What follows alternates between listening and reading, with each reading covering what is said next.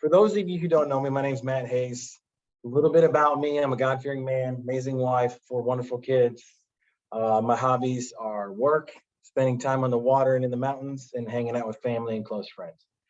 I wanted to give you guys also a little bit of history on what kind of drove me to becoming a real estate investor and why I'm so passionate about it, and now why I'm so passionate about sharing this with all of you. So I was busting my ass when I first got married. At my 9 to 5, I had my second job, I had my third job, just doing whatever it took to provide for my family, like so many of you guys do, right? We're doing everything that we can to provide for our kids, to give them a better life than we had, right? And I was always drawn to real estate.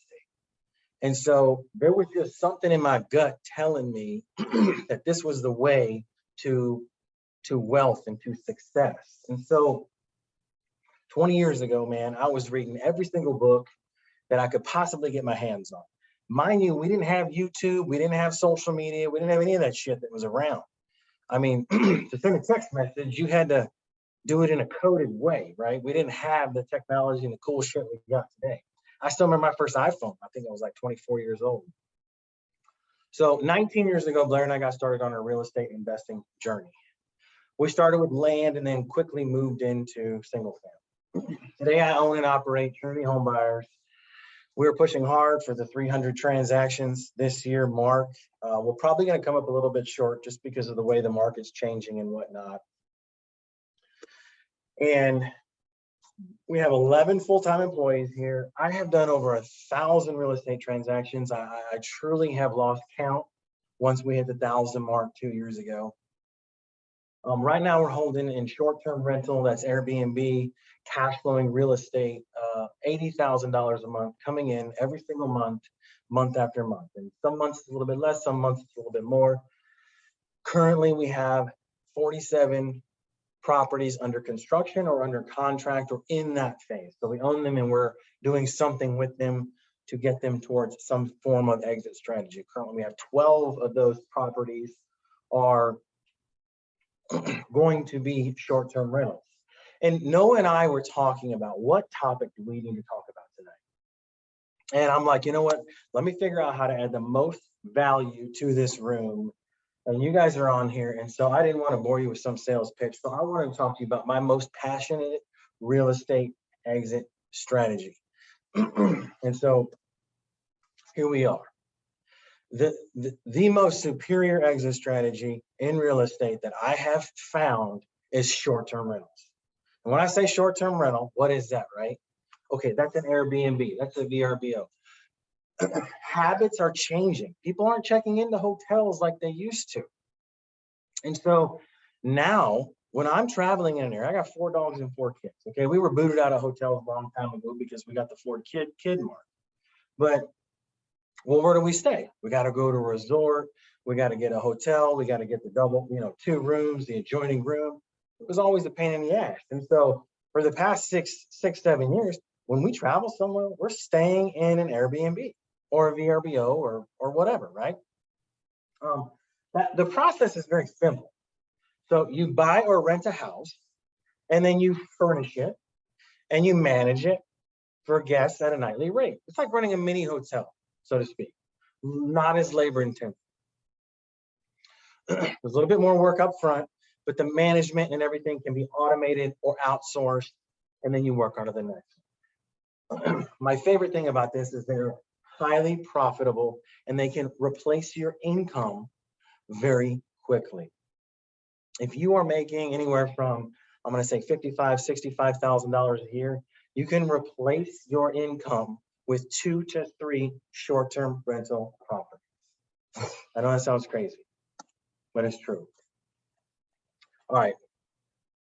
Noah, you're going to have to help me real quick with this one. Let's share my screen. Maybe I don't need help. All right, share my screen. Here we go.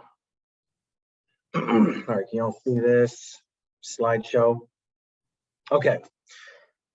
You don't have to be in a vacation rental spot. All right. It doesn't have to be the beach house that we have. It doesn't have to be the mountain home or North Carolina or California or Florida, wherever like that. You can do these damn things right in your backyard. Check this out. Oh, when I hit the button, you guys can still see my screen now. This is one of my properties. It's a stunning, right, 4-bedroom home. It sleeps 10 right here in St. Peter's.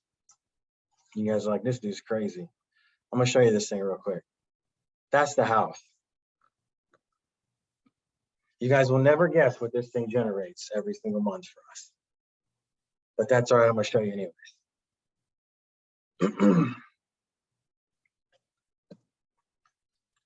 All right, I'm gonna run you through the numbers on this.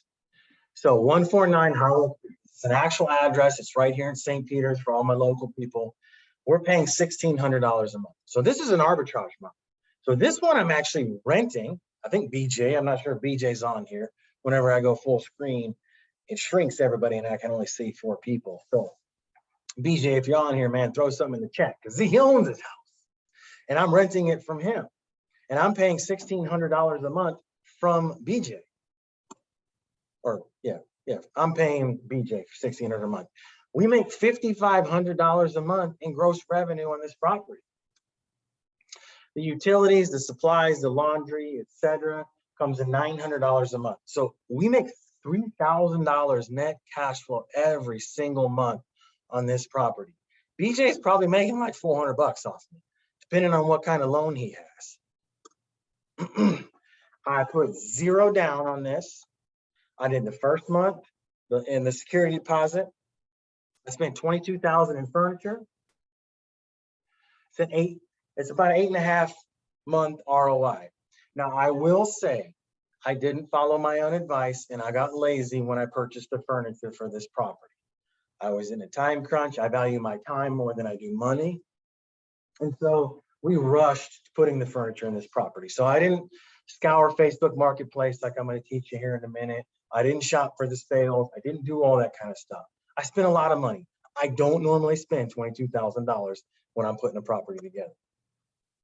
But I want to compare this to the long-term rental. So we got 2 sides of this. One asset, multiple different exit strategies. So we can get a long-term tenant. We can put somebody in there for 12 months, 24 months, whatever, and they're going to pay me the $1,600, $1,800 or whatnot. Or we can put it on Airbnb, furnish the property, manage it ourselves, and create that $3,000 net cash flow a month.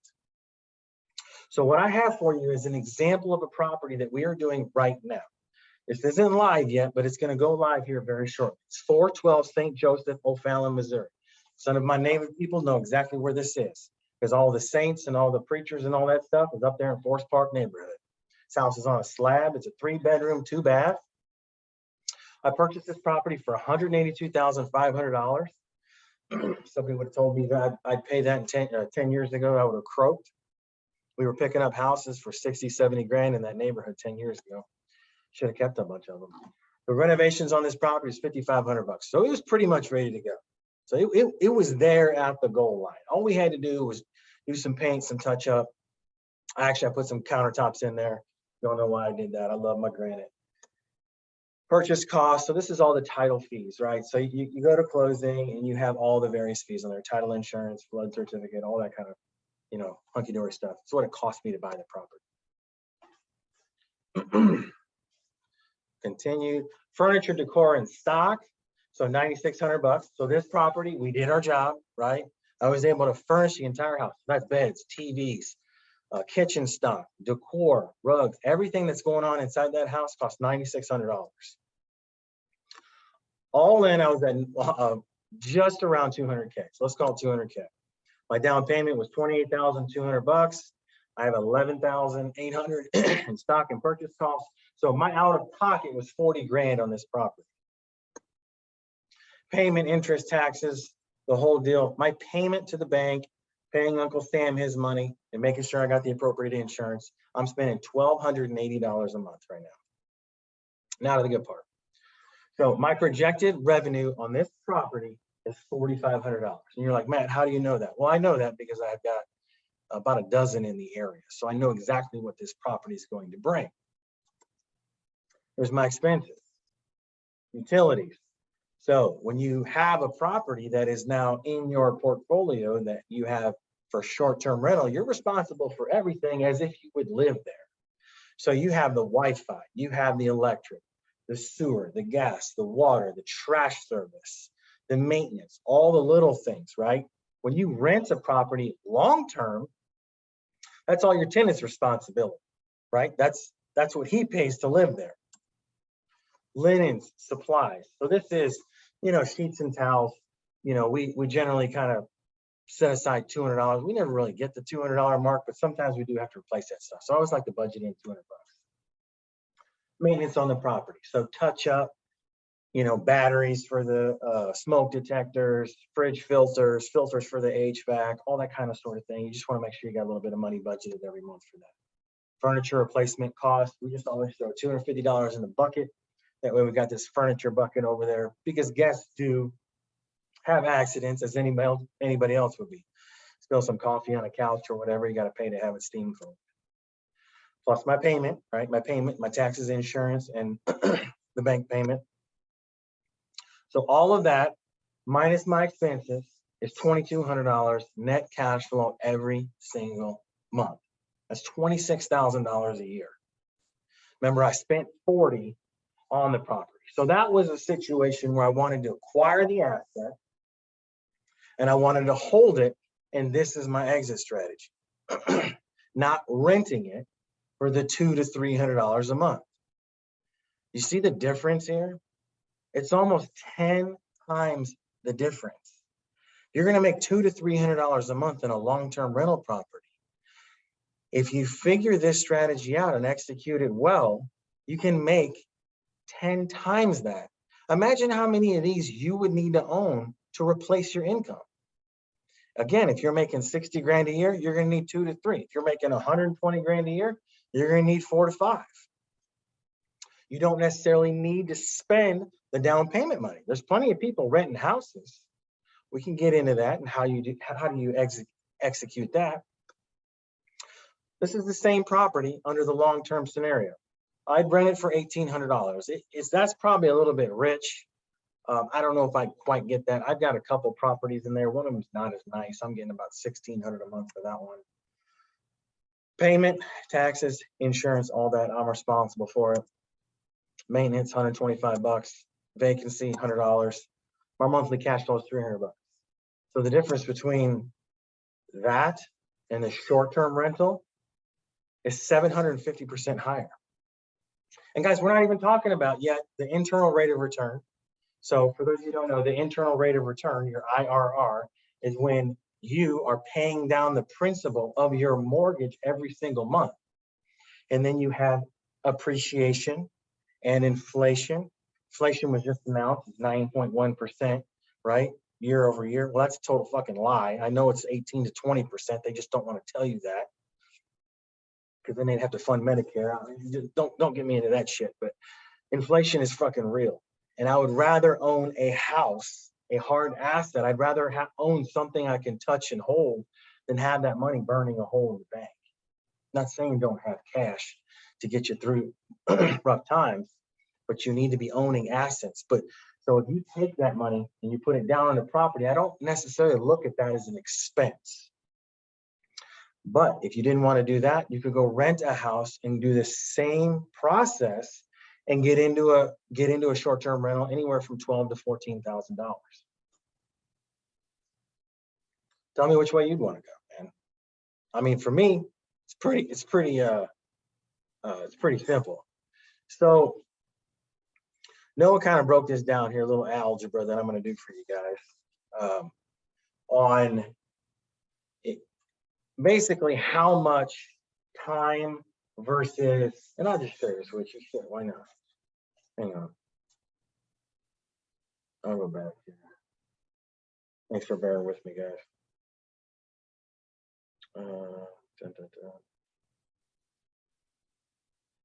Share screen. Yeah, here we go. So Noah basically broke this down on our little algebraic equation here.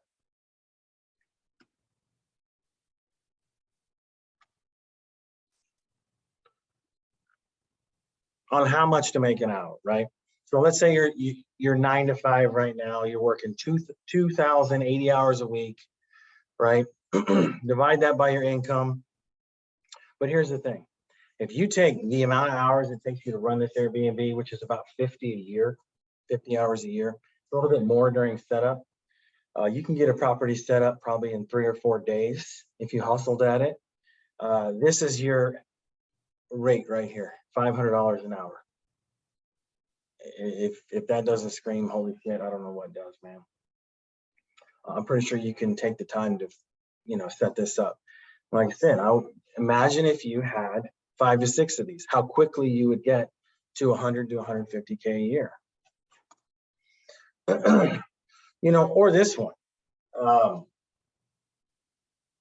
This is taking this strategy a little bit further, but what if you were to acquire this property on sub 2 or creative financing? What if you got a seller to I've got a couple properties right now going on in I think Florissant, not exactly where I put an Airbnb, but we are acquiring properties with sub 2. Sub 2 is basically where we take over the mortgage of the person that holds it, and now we own the asset.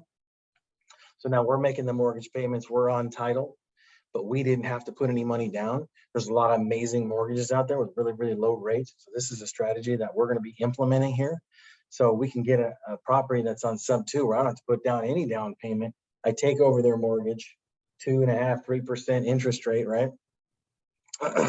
Or they can sell it or seller finance it back to me.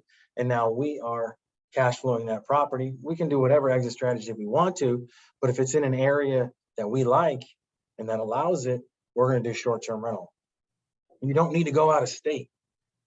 I own some stuff in Florida.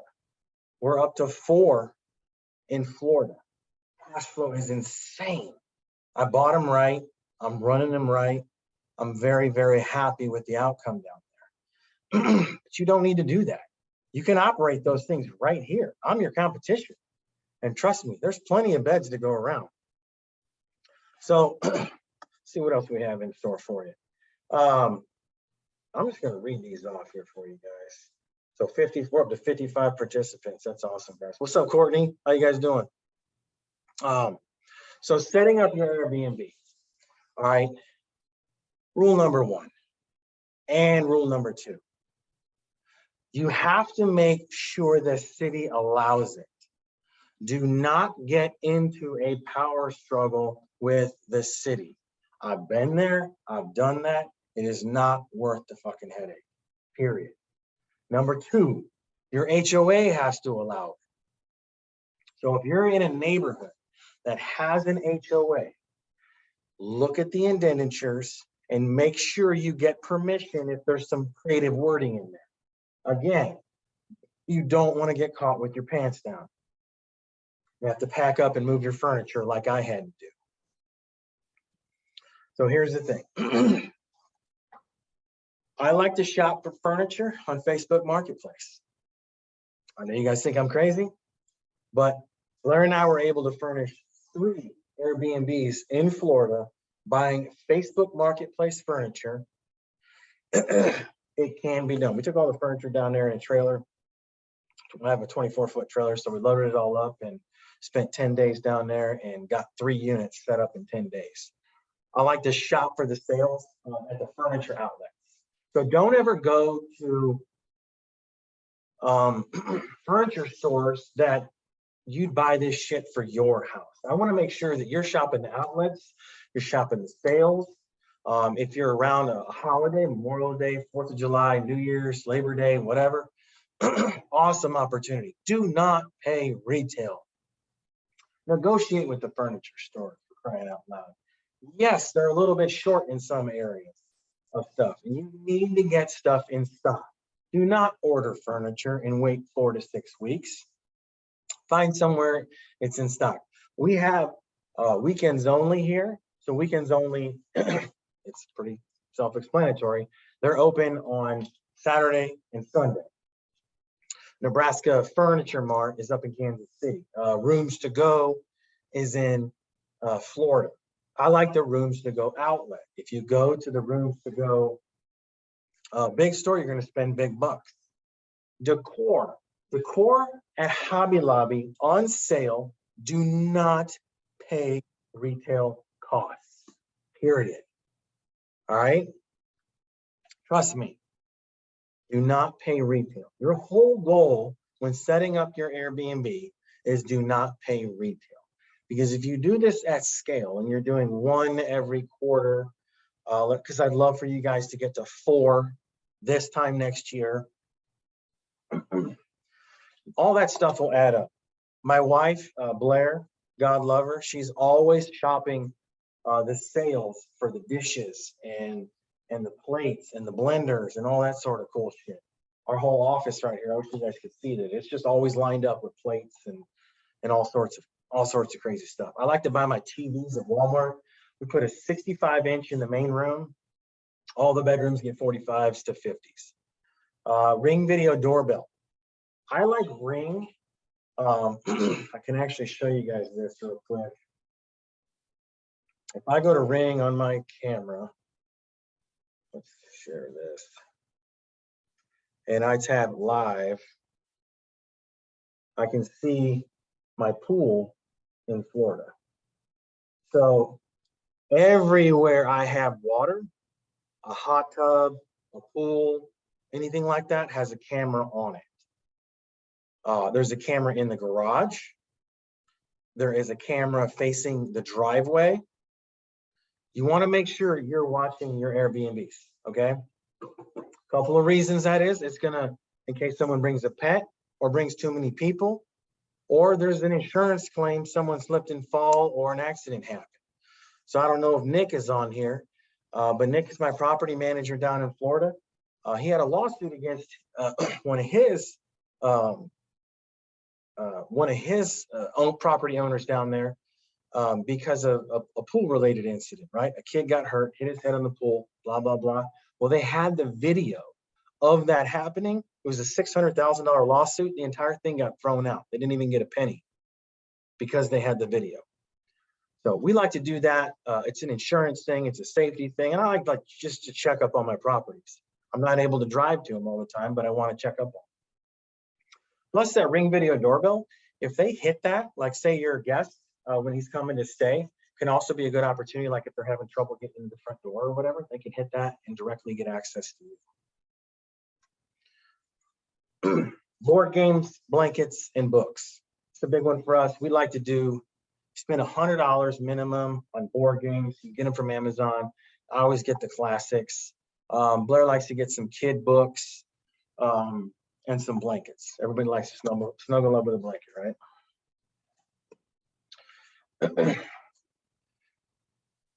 Think of something creative you can do with the garage, whether it's a game room, theater room, hot tub, etc. Figure out how to get your stay to stand out in a crowd. Okay, maybe it's a themed room. If you're in an area where, let's say Disney, right? I've got friends that have a Disney Airbnb. Well, obviously their whole place is Marvel and Star Wars and all that stuff. But the same thing goes if you're in a beach, mountain, lake, country. You can get creative, have some fun with it, right? What value can you add to your listing to help you stand out? Professional pictures. Always, always, always get professional pictures. Costs $100 to $150 to get them. Your iPhone sucks. You don't know anything about lighting unless you're a photographer. Get professional pictures, okay? It will mean the difference between getting $3,000 a month and $5,000 a month. I'm living proof of that. Automatic locks on the front door are important because you want to be able to have your guests come. I like to do the last 4 of their cell phone number, and it's automatically done. So this isn't even a manual process. It's something that you can slide right into Airbnb, and your guests will get their code emailed to them.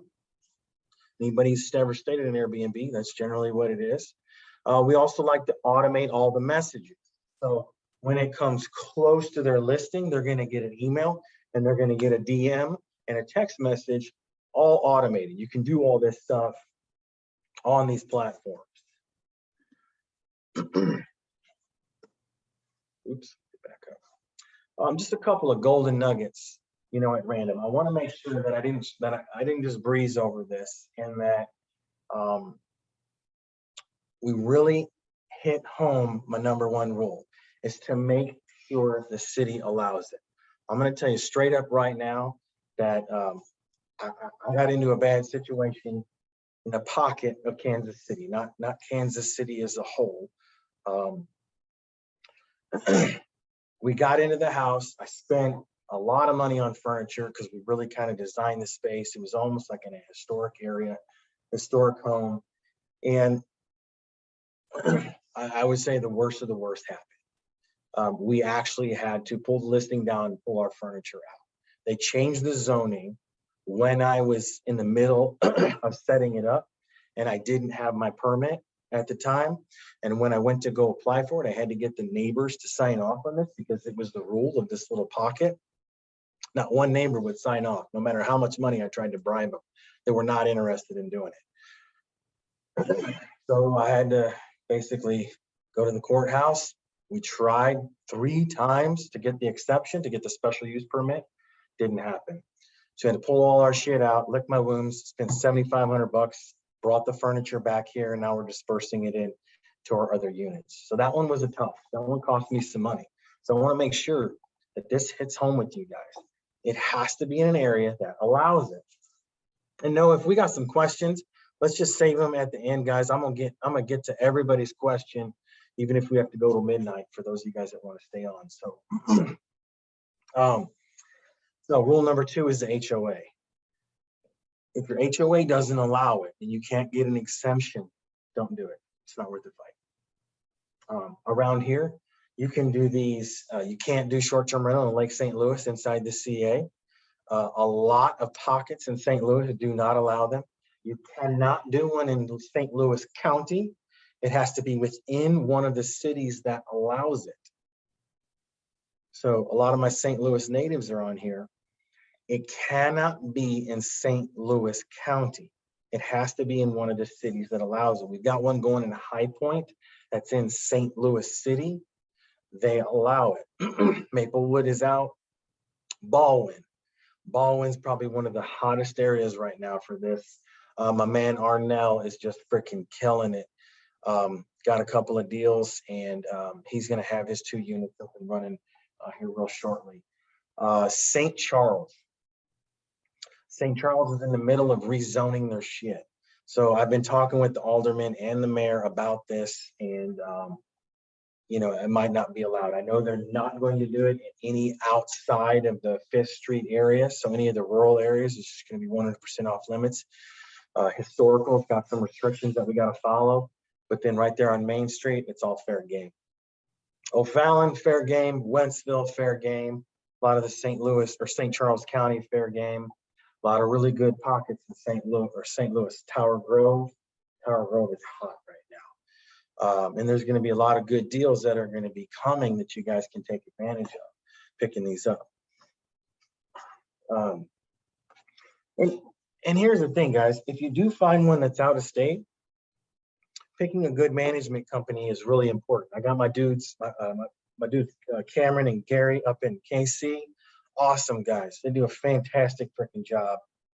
They've actually taught me some pretty cool shit. Same thing with my boy down Nick in Florida, Nick Julian. He manages about 125 units.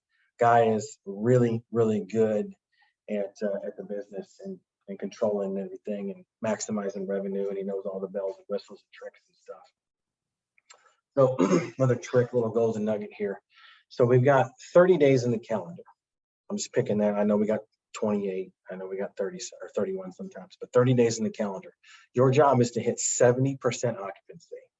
So if you're at 60 to 50, there's something wrong with your listing. Maybe you're too expensive, or maybe it just sucks and you need to elevate the look a little bit. If you're at 90 to 95, you might be a little bit too cheap. So that 70% mark is really that kind of sweet spot.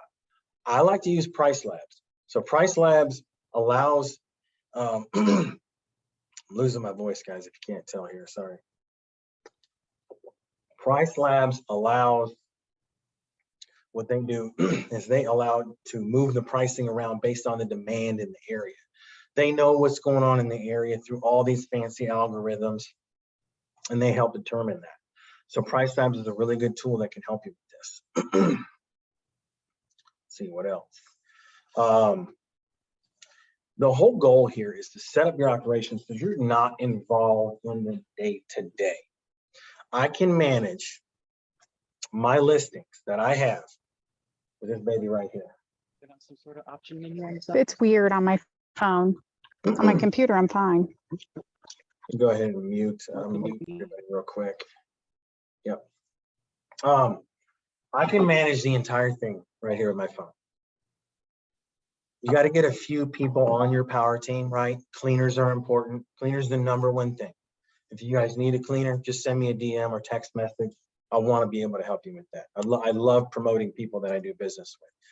TJ, awesome guy, great prices, does the work, handles the laundry, and he can also do little things around the house too, right?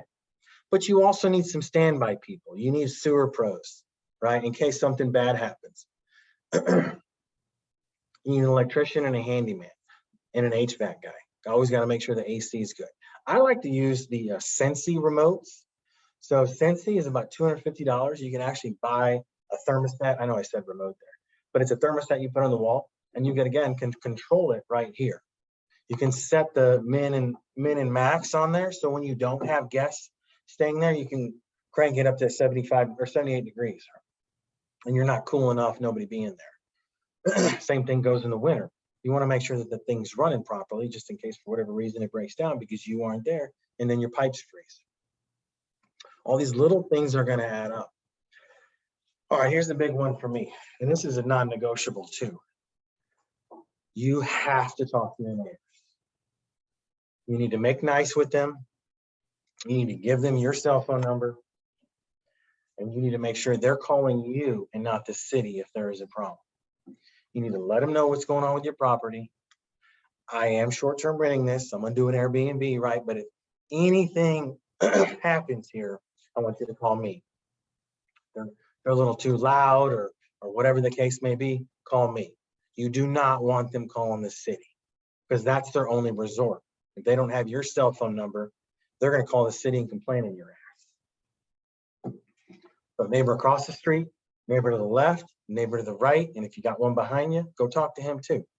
You got to be comfortable having these conversations, guys. This is the hospitality business. You're running a mini hotel here, and you want to let everybody know what you're doing. You can get really blessed, or you can get blessed with really good neighbors. I got a neighbor at a property in Florida that fixes shit for me. So he'll, if I need something done, he'll run over to the house, not really running over, it's just friggin' next door. And I'll cash app him some money. Sometimes like, no, dude, don't even worry about it. Your sprinkler head wasn't, working right because some idiot drove over it. So I went ahead and fixed it. No problem. Just get me a beer next time you're in town. I mean, make these relationships and make them your friends, man. That's what it's all about. Let's see here. So yeah, wins and failures. I mean, I told you guys about my biggest failure in Kansas City. That thing sucked, dude, because that listing was awesome. It was on Charlotte Street. It's right there in KC. We were doing about $6,500 to $7,000 a month out of that property. Man, we were just killing it, and really sucked. It ended up costing me about 20 grand because of the codes in the area. And so I'm not trying to create that to scare you off. I'm trying to tell you that so you don't do it. That's why rule number 1 and rule number 2 are there. I got a buddy, his name's Jason, he lives in Florida. He's got no problem going up against the city on a daily basis. I don't have the stomach for it. I can't sleep at night with that shit. 2 things I can't sleep at night: when somebody's mad at me and when I owe somebody money. Like, I'm going to figure out how to solve both of them. One of my biggest wins, right? Noah's got here a couple of notes for me to share with you guys. The biggest win we have right now is the Sunbelt Beach House. We were projecting that thing to do $12,000 a month in growth revenue, and it's doing 24. It has some 20s, it has some 26s, but it's going to do 300K a year in income. Now that might soften up a little bit with obviously gas being so high that it is and the cost it is to travel. But we are crushing it down there. So if you're able to do this and get one where you want to go. That's what Blair and I were like, why don't we just do this and we can get free vacation homes? So we don't have to pay $6,000, $7,000, $10,000 to go stay at a place every week. So now we're going to obviously take that revenue away from us, because now we're like, wait, we want to book up 4th of July weekend. That was like $8,000. Instead, we went. Now it's costing us money. So I'm the businessman. I got my business hat on. I'm like, shit, I don't want to go, babe. You know, let's just go in the times that we had those vacancies. Something to think about there. Let's see. You know, again, one of the biggest risks involved with this is the changing regulations. So you might be in an area like St. Charles that's going on right now. There's a lot of us in there that own property and are doing very well. You know, one property in St. Charles is doing $90,000 a month, or a year. That would be amazing. 90 grand a year. I see Sam laughing there at me. So they could change the regulations on us. So you want to make sure you have an exit strategy. You always have multiple exit strategies with every piece of property. You never go in with blinders on. You don't want to have tunnel vision. What happens if they shut me down? Well, I can rent it if I really like the asset. And I love these assets in St. Charles. Some of these houses are built in like 1850. I don't ever want to get rid of these things. They're just cool to have. Kind of that nostalgic approach. My man Justin's got one in Augusta. It's the same thing, right? So if it don't work, I'll probably put a tenant in there, or we can do corporate stays. So corporate stays is a little bit different. It's the same Airbnb model, so they got the damn thing furnished anyways. Now we're just going to a 30-day, 60 or 90-day minimum. So you can put that, and that can be allowed in certain areas. If they totally shut it down and don't want you to do it, you may have to put a long-term tenant in there, or you might have to sell it. You know, you don't want to get, and if you do an arbitrage model, make sure you have outs in your lease before you even sign the lease. And we teach you how to do that stuff too. Run your worst case scenario in your numbers. I never put my numbers way up here. I always want to know how many nights, what do I need to book this thing out to break even? The Sunbelt Beach House, we need 6 nights a month for it to break even. The property there in St. Peter's, I think it needs to rent out like, off the top of my head, 10 nights to break even. So every night after the 10th night is all cash flow. It's all profit. It's all going to the bottom line. So I'm going to get to some Q&A, but I do want to share with you guys this real quick. This is our new coaching program that we're launching. If you guys are on this and you follow me on social media, and I've been bugging the living shit out of you, that's because I just don't I'm relentless, man. You know, I'll call you 90 times to make you make this decision, because I have a passion for real estate, guys. And while I'm ultra successful doing this and have a couple of commas in the bank to my name, I realized that I was being pretty selfish. I wasn't bringing anybody else up. And if you've ever gotten an email from me, you know, on my email, it says iron sharpens iron. And I really stand by that. But then I realized not 1 year ago exactly, that I wasn't doing that. So I tried then, didn't exactly have the team to do it. Now I have the team to do it so that I can deliver you a coaching program. So here's what we have. This is the coaching. This is the group coaching and video series. Sorry about the small print. We wanted to get this all into one slide here. So this is for you and your team to learn lead generation systems, automation, acquisitions, and then the 4 exit strategies. So how do we get the lead, right? How do we get the lead? And then what do we do with it? Well, I've got buddies that are fixing flippers, and they'll never wholesale a house. They'll never rent a house. They'll never do short-term rental. I don't know why. I really want to beat them in the head with a hammer. I'm like, you're leaving so much money on the table. If it's in an area that you don't want, wholesale that sucker. Or if it's a property that would be an amazing short-term rental and you guys are like, well, I don't know where to put a short-term rental. Well, guess what? I'm gonna teach you how to run those numbers and figure out where to pull the data.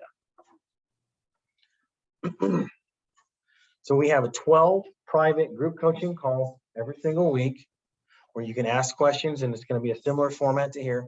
Lifetime access to our Facebook community. So you can ask questions in there, collaborate, do deals with each other.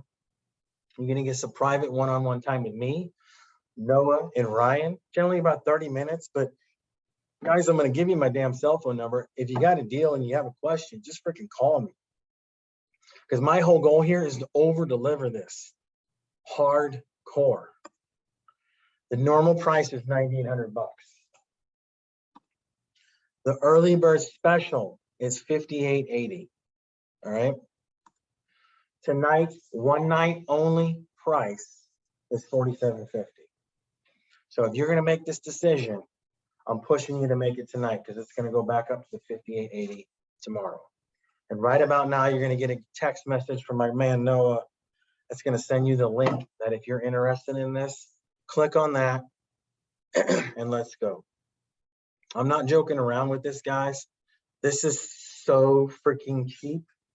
I have to put a price together. I have to put a price on it to hold you accountable to do it. And I know $4,700 is a lot of money for some people, but if you think that this is a lot of money, then you need to spend this money right freaking now. Because I'm going to show you this ain't shit. I'm dead serious when I'm saying that, man. I spent over $400,000 on coaching, seminars, private mentorships, elevating my game. I'm in a program right now called the Collective Genius. It's $2,500 a month. Like I'm practicing what I'm preaching. I'm not just pushing this out here. This is not fluff shit. This is real life stuff that Trinity Home Buyers, the company I own and operate and run every single day, that I put my blood, sweat, and tears in it. This is the stuff that we do. This isn't stuff that I've heard about that works. These are things that I'm basically laying out the silver platter. Here's Matt's company, and go off and run with it. You don't need 11 employees like I do. You don't need to have your goal set at 300 transactions a year. That's my goals because we got freaking overhead here, man, and we got to freaking kill it. But how much would 30 grand a year do for you? Or 60 or 90 or $2,000 or $3,000 a month doing a short-term rental property? What would that do for you? I know what it did for me.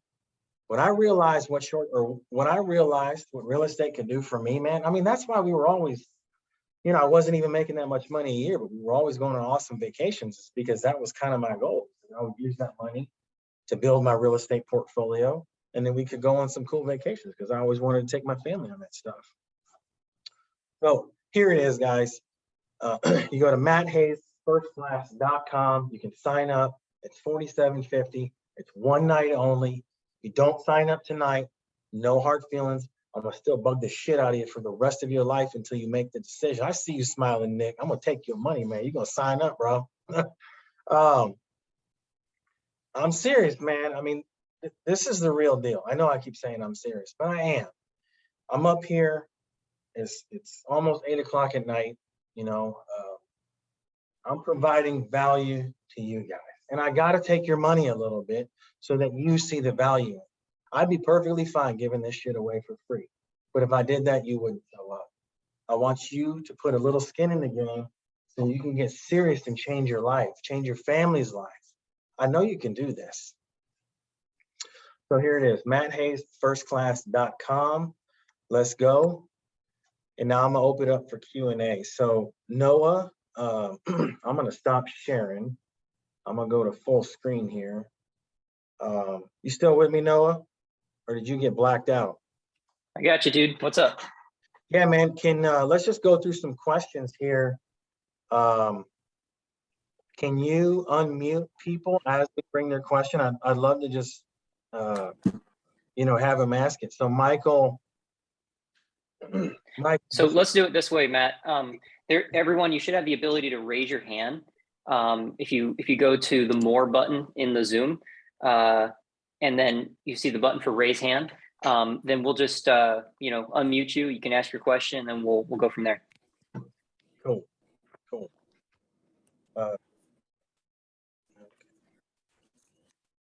All right. Scotty, what's up? I'm gonna unmute you, bro. Get after it. Hey, brother. How you doing, man? Hey, Matt, you know that we have an Airbnb down in Winter Haven, Florida that's doing very well for us, Yes, sir. but we pay out the wazoo because it's a waterfront property. It's got a boat dock. Now, we don't have a boat on the boat dock. Airbnb doesn't, they don't like that crap. It has a swimming pool and stuff like that, but we pay out the wazoo in insurance. Do you see different insurance costs based on the type of property and stuff like that? Or who do you utilize? Do you have a go-to insurance company for Airbnb? I do. So there's 3 companies that we use. And the only one off the top of my head that I like is called Proper. And we can go ahead and send that link out to everybody. I'll make a note right here that we're just going to email this out to the whole group. I'm not promoting Proper. I'm not saying that they're awesome and they have their own faults, but they do take into account water on the property. They want to cover their ass too, and they know that this is a unique thing. So they're going to want to make sure that they get a little bit of a premium for insurance. Now, you're in a vacation heavy spot. So I would probably urge you to, when it's time to shop insurance, to give 2 or 3 different companies in your hyper local area a call so you can shop them, because most of the people in Winter Haven that have houses on the water are trying to supplement their income. So maybe they don't rent them out all year round, but they definitely do a little bit. So that would be my advice for you there. Sam, what's up, my man? Go ahead and unmute yourself, bro. How are you? I'm good. Good.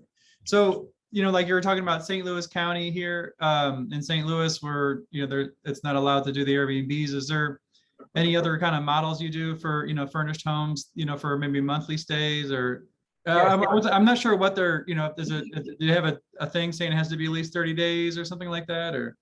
St. Louis County is weird, bro. It is 100% categorically no. Now, it really depends on how far you want to take this with St. Louis County. I don't want to roll the dice. I'm not that guy, but some of those guys, the inspectors, have told me, just don't tell me what you're doing after you get your occupancy permit. But all it's going to take is one pissed off neighbor to call the county and rat you out. And your listing is also public, and we advertise the shit out of our listing. Now you can do what's called a corporate stay, just if you can get around it a little bit that way. Now, a corporate stay is when you have like a traveling nurse that comes to town. And there's a couple of cool websites that you can put your property on. They're going to rent it out for maybe 2-3 months at a time. My buddy Jimmy Vreeland does that exact same thing. He rents it out for 3 months at a time because he doesn't want to deal with the, which I don't really know why, but he doesn't want to deal with the nightly turnover. Okay. But, you know, there might be a little bit of work. You're probably less likely to get hit if you do the corporate stay model. It's a little bit reduced cash flow. So you just kind of run the numbers that way. Does that answer your question? Yeah, because I was thinking, like, if you had a, you know, because I got a couple places I would like, you know, it would do better as a traditional rental. So it'd be kind of maybe the in-between kind of option, as opposed to doing Airbnb, maybe a monthly stay or something like that, that might still be kosher with the city. Yeah, bro. And here's the thing with that. I mean, you're doing deals all over St. Louis. Just pick a pocket that you're good. I mean, go to, you know, you got deals in Tower Grove, Baldwin. I mean, just do one there. Do one where it's allowed. That would be my recommendation. Michael, we don't want to skip over you. What's going on, Michael? Thanks for being here, man. No problem. Can you hear me okay? Yes, sir, I can.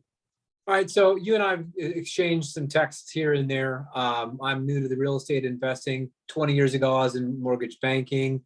Fast forward, been a rep for a medical company for 20 years. I have 4 units now. I've invested in long-term rentals, and I've been watching a lot of your content on the short-term rental. What I don't really understand is the market. Who are you appealing to? how long do you expect that market to hang out? So I'm very customer focused in the sense that I'm Yep. trying to appeal to a customer instead of any other approach. I left this off my slides. I can't believe it. I did it. So it's one of my secret sauce, my little golden nuggets, so to speak, on why is O'Fallon working? Why is Westville working? Why is Tower Grove? If there is a hotel nearby, then it works. You don't need to have it all figured out on why people are coming to town. I like to call the hotel on a Tuesday night in the evening, 8 to 10 p.m. and ask them if they have any hotel rooms available. If that answer is no, you need to find your damn self a property in that area.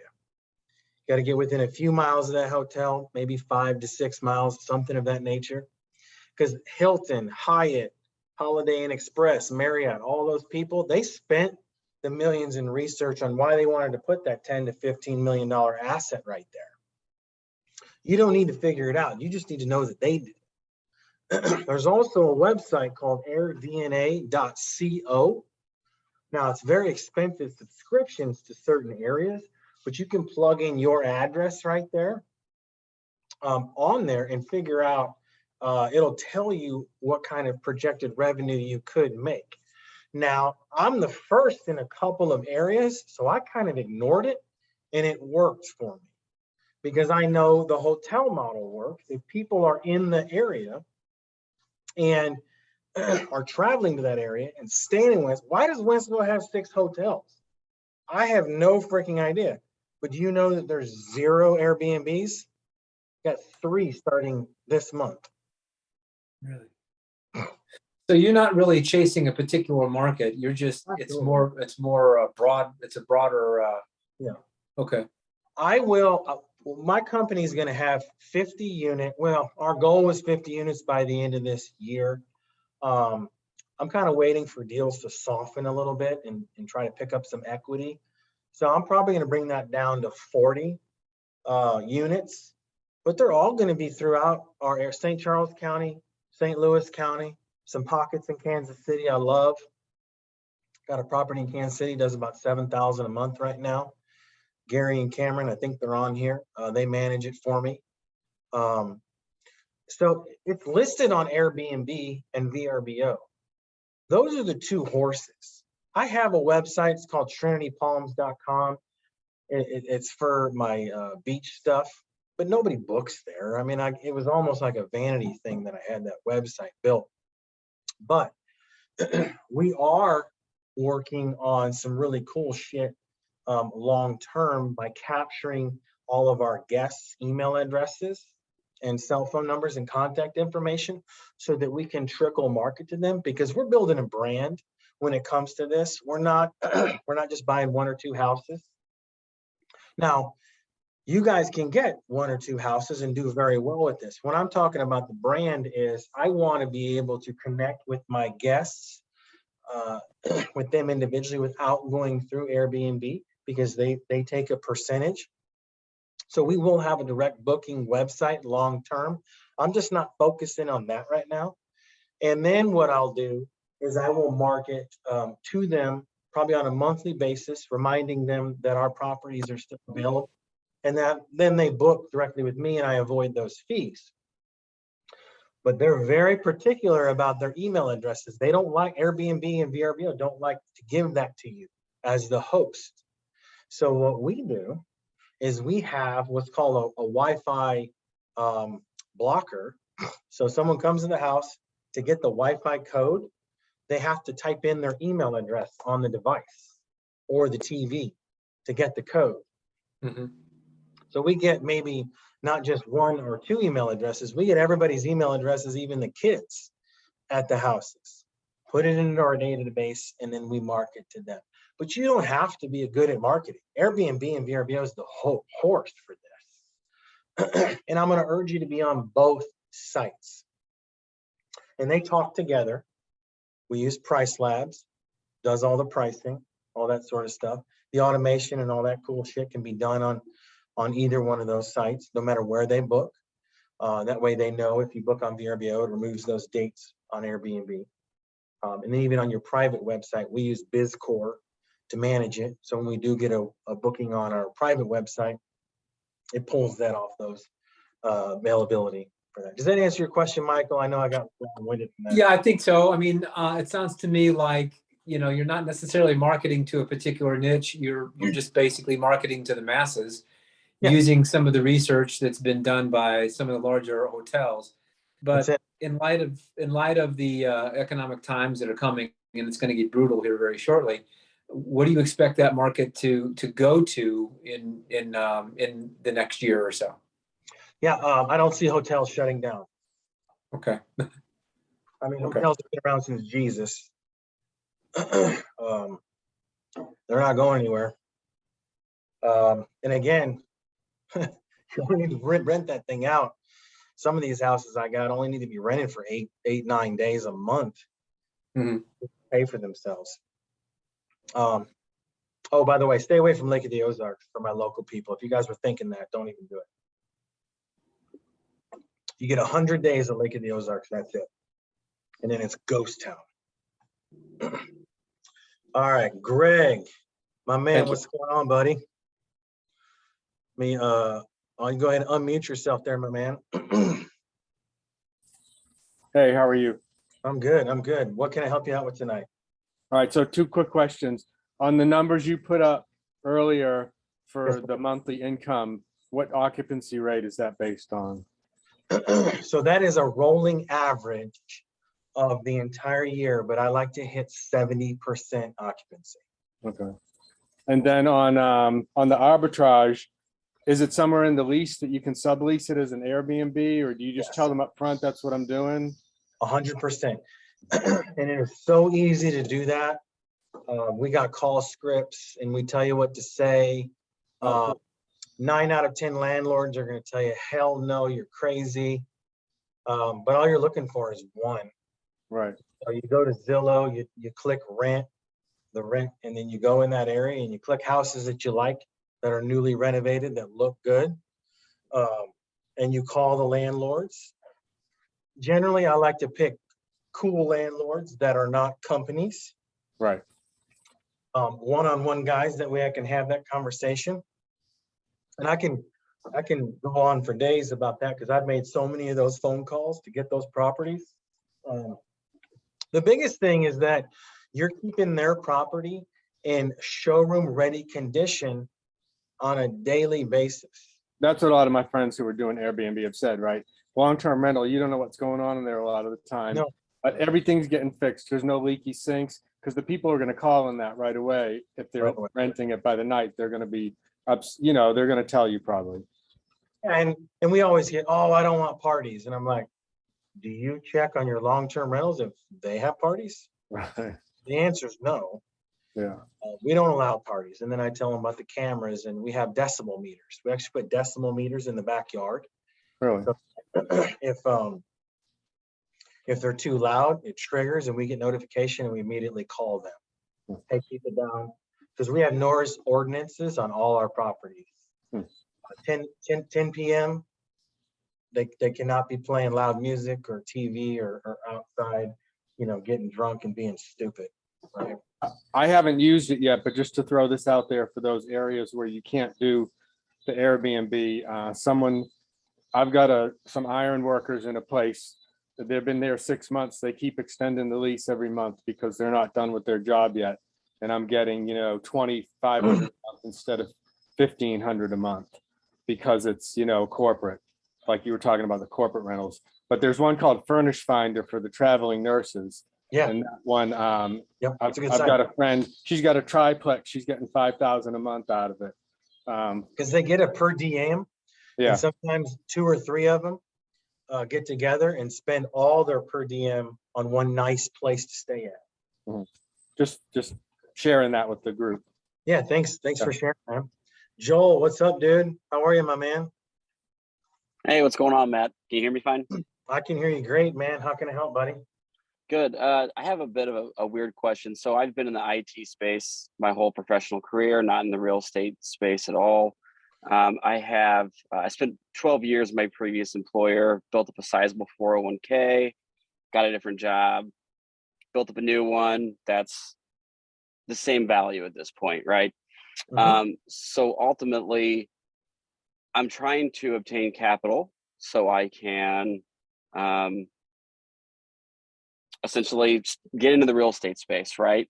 And given the economy, you know, it's funny just watching my money just disappear at this point, because it's just going down, and I'm not managing that fund myself. And knowing what you know about real estate and the market, would it be a good idea to potentially take that money and essentially switch up the strategy, if you will, to something that's bringing in money, but then can also, you know, you're also obtaining assets that you're growing your wealth that way as well? Are you saying you have your money invested in the stock market? Is that what I'm picking up? Yeah, in a 401k. Got it. Yeah.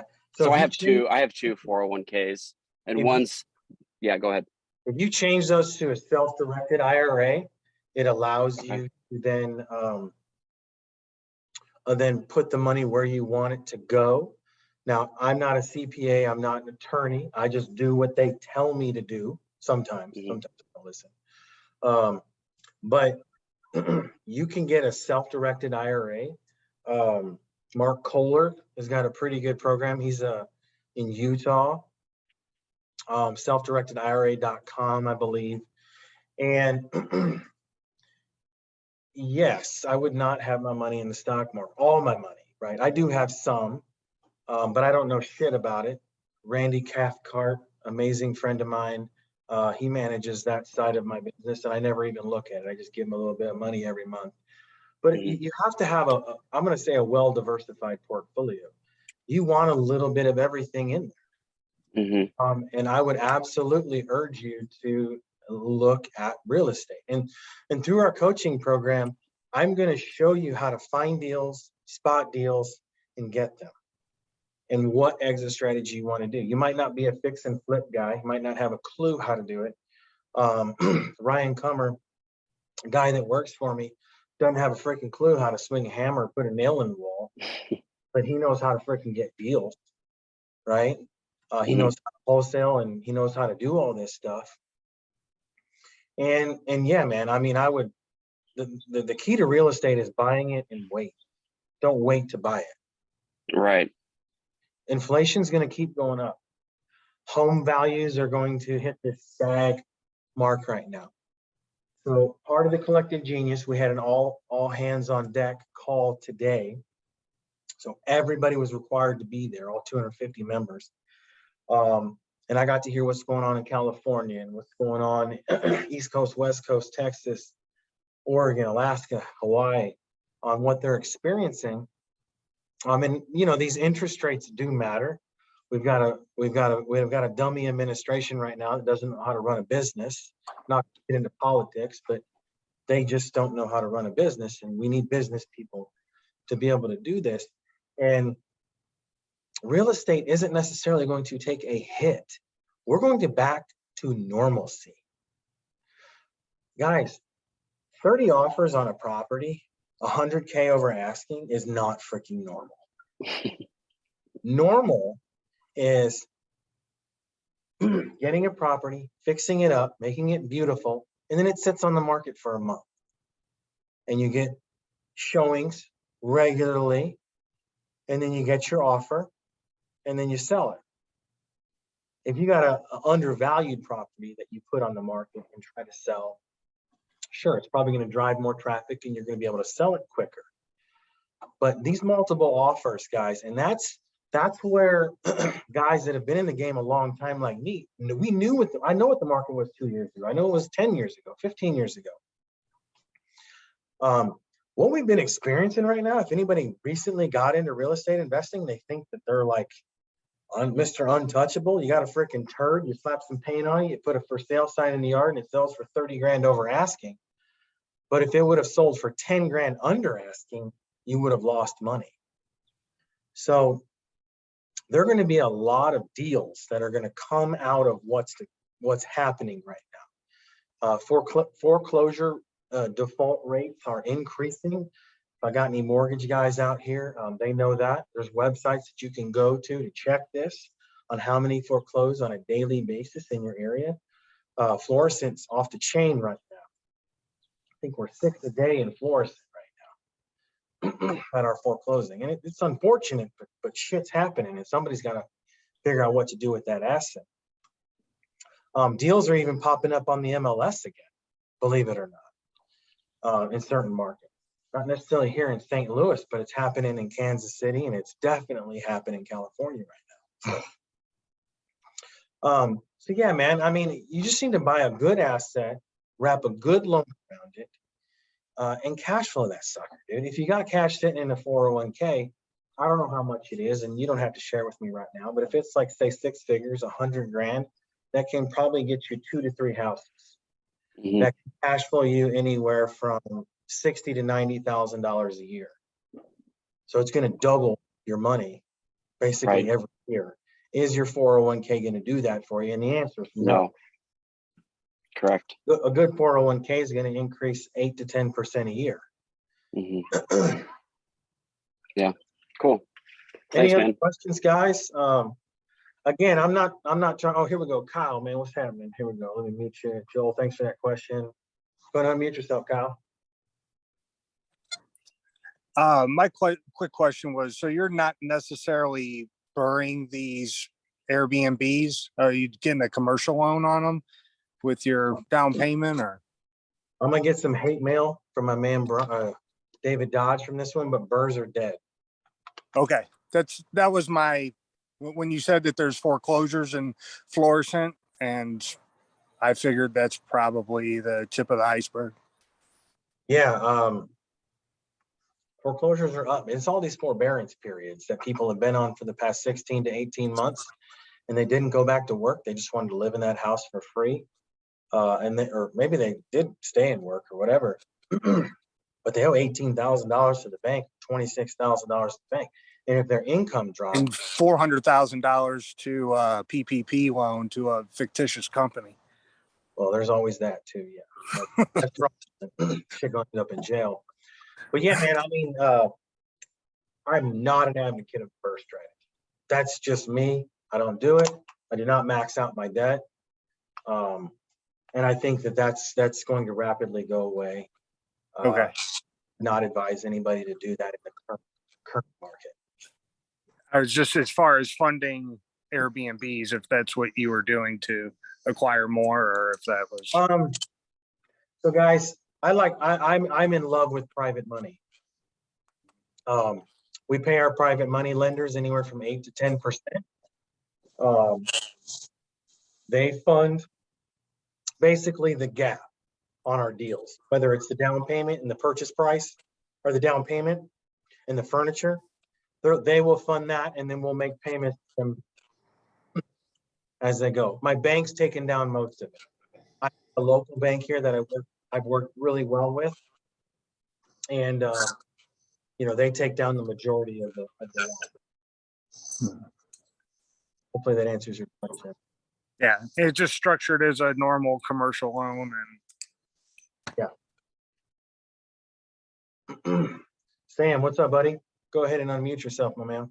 I just want to keep that little thought going there. So, because that's what I've been doing is, doing these burrs of these. I got 4 properties that I'm going to turn into Airbnbs soon that I'm rehabbing and, changing everything, updating everything. And I was going to do some, kind of a burr type of scenario with that. So you're just buying retail or like finished properties and put a couple grand into it. Or is that what you're thinking, or? That's me. No, I buy on a discount. Everything's on sale. You heard me talking about buying on furniture on sale, buying the TVs on sale, and the dishes. Well, you know damn well we're gonna buy that house on sale. Mm-hmm. When I say deals are on the MLS now, we're always shopping for equity. If there's not equity in the deal and I don't enter the deal with 30% equity, I don't want it. Yeah. Now, you don't have to be a shark like I am. You can lighten yourself up a little bit about that. But our coaching program will show you how to get deals come into your business so that you're analyzing 2 to 3 deals every single day. And if you don't know how to analyze deals, that's why we teach you how to do it. It's all part of the package. So we're not just going to teach you how to short-term rent a house. I'm going to teach you how to do that because it's the most superior exit strategy in the game. I'm going to teach you how to wholesale a property, how to fix and flip, how to put a long-term tenant in a property, how to do all that shit. That's the whole point of this. That answer your question, buddy? So you're not like, you'll buy a, a property for 70% on, but you put a little bit of money into it and then just go straight. You're not flipping, you're not burning, you're not rehab the whole thing and the financing layer. You're just going straight into a 20-year loan with it. Yeah, I'm not pulling my money back out. No. Okay. That's going to bite people in the ass in a market where if you do that and you max out the equity and you're, let's say, at 90% or 85% or whatever, and then the market dips 10 to 15%, well, now you're break even. I always like to have a little bit of equity just in case the lender gets a little hair up their ass and wants to call a little bit of the difference. Mm-hmm, mm-hmm. That is my recommendation. And if you're in some of those deals right now, that's okay. Get them done, get them cash flowing, and just pay those notes down a little bit. As you generate that income, don't just hoard it. Pay that note down. Mm-hmm. All right. Greg, did you have another question? Go ahead and unmute yourself, buddy. Hey, Greg, we can't hear you. You're currently muted. Click that little, there you go. Just on the BRRRR thing, again, I've been doing this for 20 years. I've got 20 properties. I probably have 40 if I never sold anything. And I mean, I've never put a down payment on a house. I've usually bought for cash at 50% of the value, got my cash for fix up. And then, I don't go the whole 80% on the loan, just enough to pay myself back. Like for people who haven't even bought a property, is that comfortable for you to just get your money back out? Yeah, I mean, as long as you have 30% equity, man. Because so many people say like, oh, I want to save to invest in real estate. And I'm like, no, you don't have to save. Go buy it for cash, get your appraisal, buy it right, get your money back out. You don't need down payment money. Yeah, and that's where if some of you guys don't have the cash to be able to do what Greg is saying, this is where a private money lender comes in. Exactly. You basically have an equity partner in the deal with you, and then you split it right down the middle. I don't give a shit that you're giving away half the money. He's putting up all the money. Right. You do all the work. He puts up the money, and then you split it. And guess what? Maybe in 2 or 3 or 4 years, you don't have to use him next time. Or maybe it's such a good relationship, you're always going to want to use him. But I know what you're saying. A lot of people are maxing out on every deal they do. Yeah, and they're making like $200 a month clear. Oh, and you know what I mean? And that's stupid. Yeah. When I say hands off the BRRRR and it's dying, is because people were going all the way up to 90%. Right. I'm a 70% guy. Yeah. I'm with you. Okay, cool. Thank you. All right, Michael, what's up, bro? You got another question? Yeah, I kind of wanted, can you hear me? Yes, sir. Okay, so I kind of wanted to tap that as well. Buying a property, redoing it, and you know who I use as a contractor. He's excellent. The properties that I've done have been very successful, but yes, it is a huge challenge to stay at the 80%. Oftentimes it's 85, and I do leave money in the deal, and the margins monthly are about 200. So, I mean, I still have equity, and I still think about the market dipping. But man, I'll tell you, it's really, really challenging to find a good house in a good neighborhood and to buy it so low that you end up at 70% loan to value. If you sign up for my coaching program, you're going to get 2 or 3 deals a day to look at. As a W-2 employee that's pulling their hair out? Maybe not. You put in the effort and you put in what's needed. You can. I get it. W-2, man. I mean, you're probably pulling, 40, 50 hours a week now. I'm in is- beautiful downtown Joplin, Missouri right now, and for the past week as a St. Louis native. So I travel a lot too. So anyway, Yeah, man, I totally get it. But I love the fact that our phone rings and people are contacting us, whether it's a real estate agent or whether it's a human being that needs to sell their property quickly. And we get to have those conversations. We get properties all in the middle. We get ones that are listed, ones that aren't listed, properties that are in terrible condition, properties that are in great condition. And we analyze the numbers every day. It's just kind of part of our process here. And that's what we're going to teach everybody how to do. And ultimately, I'll probably just create a bunch of competition for myself, but telling you there's so much stinking real estate here in St. Louis, it doesn't even matter, man. There's so many houses. One person can never do it all. so that's new. So for the mentorship program, there would be more of a direct pipe on your wholesaling business.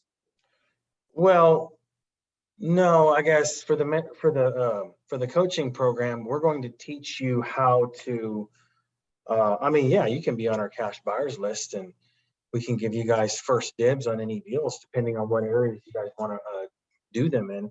But one thing that I'll point out there is we're going to teach you how to lead generate. Okay. And then the 4 exit strategies that I do. I'm not going to teach you the BRRRR method because I don't necessarily do it and I don't believe in it. I know people have been very successful at it. I'm not shitting on it. I'm just saying it's dead right now because of a lot of people trying to max out all this cash out. But there's sub 2 and creative finance deals. We're not going to teach on that. We do it a little bit, but we're not experts enough that I can educate somebody on how to really get after that pipeline. So, okay. Nick, what's up, buddy? Yo, so I'm finishing up a rehab project in Westville. It's a little 3-bedroom slab house, 1 bath. I'm getting ready for long-term rental. You're piquing my interest with short-term rentals, obviously. It's not too late to change my mind. Just curious, how would I make the best decision on whether to keep it as a long-term rental or pull the trigger on a short-term rental? Numbers. Just we got to run the numbers. We got to see where it is, how many it can sleep, and I'll teach you how to do all that, dude. But right now, what I would say is, what's your market rent, and then go to airdna.co. Here's the problem in Westville, though. There aren't really any comparables for that. Right. Yeah. Does it have an HOA with heavy restrictions? Nothing. Okay. I'm about 50% equity in it. My mortgage is like $600 a month. The numbers make a lot of sense to do anything with it, so. I know you, bro. You should just roll the dice and freaking do the short-term rental. And here's the thing, if it doesn't work out, go sell the furniture. Sure. Or go find a different property that has it. But here's the thing, I know it's going to work out because I know that area. I know how many hotels. I've called all the hotels on Tuesday, Wednesday, Friday. It was a Friday night. I called the hotels. There was not one vacancy at 9 o'clock. I believe it. I don't know why people are going to Westville. I don't know what the hell they're doing. There's nothing there. So, yeah. But Anyway, thank you. All right, Kyle, what's up, dude? I'll go ahead and mute yourself, man. The question about just with the numbers, yeah, I completely agree when somebody tells that they're making $200 a month off of a property, and here you're doing thousands of dollars a month off of property. It seems kind of a no-brainer. Is your coaching program kind of direct people that are in the real estate business, but just need a little bit more direction, I guess, or coaching, for lack of a better word? It's a hybrid. I'm going to walk through everything. And if you're in the game right now, you might already know this stuff, but I might fine tune some shit you're doing wrong. Or find ways to do it a little bit better. The idea behind it is that, yes, I can coach someone that's never done anything and get them off the right track and get them doing deals. My personal goal for you guys at the end of the coaching program is that you would have deals lined up and ready to execute on them if you're not doing them already. So, but in your case, man, I mean, I'm gonna go ahead and mute you just because of the background noise. But in your case, Kyle, I mean, we're gonna get you pointed in the right direction. I'm telling you, instead of doing the long-term rentals, the $200, $300 a month, that used to be a lot of money 10 years ago a month. It's not anymore. If I'm not making $1,000 a month cash flow per property, then I don't, then I'm not happy with that asset, unless I absolutely love the area. Any other questions before we wrap this up, guys? Thanks for hanging on with me so long. Hopefully it was informative with you guys.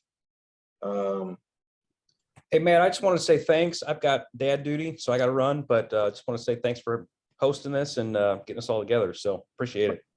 Yep. Yeah. Hey, guys, thanks. Sam, Joel, Stephen, Justin, Greg, Ebony, Michael, Jacob, Jeanette, Heather, Noah, Ao, Emerald, Vicky, Nancy, Courtney, all you guys. Thanks so much for being here. I see Nate back there. He's thinking hard. What's up, brother? Mindy, what's happening? You down in Florida loving that weather. What's up, Gary, Cameron? Anyways, guys, thanks for hanging on with me so long. I hope I answered some questions. I love the opportunity to coach you guys, to mentor you guys, to really pour into you. That offer tonight, it is no joke. It's going to go away at 12:01 a.m. It's set up that way. It's just going to go back to the $5,880. $5,880 is still a cheap price for this. But $4,750 I was going to do just so you guys, whoever came on the webinar. And I see Courtney right there. She already paid the $5,880. So what she doesn't know is I'm going to now refund her the difference because she showed up tonight. Because I know she's been wondering, oh shit, I should have waited. But no, I got you, girl. Courtney's awesome too. If you guys need a painter, hit her up. She does amazing work. Her and Chase really take care of all our properties for us. So thanks guys for being here. If you have any questions and you don't have my cell phone number, it's 314-575-1912. I don't mind, call me, text me, whatever. I'm an insanely busy person. So it's not that I'm being unintentional by getting back to you. It's just that I'm doing what I do. But send me a text, DM me, whatever. I hope to hear from you guys. Don't let this be the last leg in your real estate journey. I encourage you, whether it's with me or with somebody else, take the leap, get into the game. The market is not scary if you know what you're looking for. And we know what we're looking for. And this is the kind of market where opportunities are created every single day. And I'm so excited to be into real estate right now. And it truly means a lot that you guys all showed up. So thanks so much for listening to my dumbass talk for 90 minutes. So cool, buddy. Have an awesome day, guys. We'll see you. What was your cell phone number? Thank you. Have a good night. Yeah, it's 314-575-1912.